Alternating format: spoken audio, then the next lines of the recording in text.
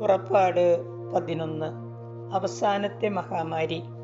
കർത്താവ് മോശയോട് അരുളിച്ചെയ്തു, ഞാൻ ഫറവോയുടെയും ഈജിപ്തിൻ്റെയും നിങ്ങളെ മേൽ ഒരു മഹാമാരി കൂടി അയക്കും.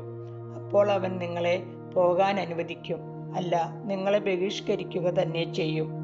ഓരോ പുരുഷനും തൻ്റെ അയൽക്കാരനോടും ഓരോ സ്ത്രീയും തൻ്റെ അയൽക്കാരിയോടും സ്വർണവും വെള്ളിയും കൊണ്ടുള്ള ആഭരണങ്ങൾ ചോദിച്ചു വാങ്ങണമെന്ന് നീ ജനത്തോട് പറയണം. ഈജിപ്തുകാർ ഇസ്രായേൽക്കാരെ ബഹുമാനിക്കാൻ കർത്താവ് ഇടയാക്കി. ഫറവോയുടെ സേവകരും ജനങ്ങളും മോശയെ ഈജിപ്തിലെ ഒരു മഹാപുരുഷനായി കരുതി. മോശ പറഞ്ഞു, കർത്താവ് അരുളിച്ചെയ്യുന്നു, ഞാൻ അർദ്ധരാത്രിയിൽ ഈജിപ്തിലൂടെ കടന്നുപോകും. സിംഹാസനത്തിലിരിക്കുന്ന ഫറവോ മുതൽ തിരിക്കല്ലിൽ ജോലി ചെയ്യുന്ന ദാസി വരെയുള്ള എല്ലാ ഈജിപ്തുകാരുടെയും ആദ്യജാതൻ മരിക്കും.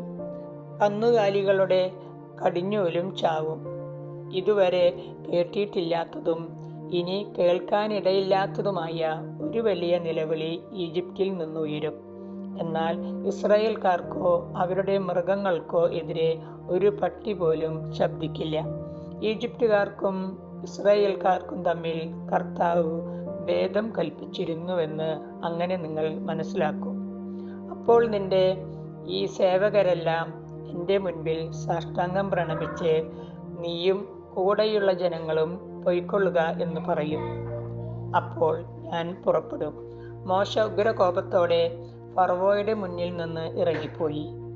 കർത്താവ് മോശയോട് അരുളിച്ചെയ്തു, ഈജിപ്തിൽ എൻ്റെ അത്ഭുതങ്ങൾ വർദ്ധിക്കാനിടയാവും വിധം ഫറവോ നിങ്ങളുടെ വാക്ക് അവഗണിക്കും.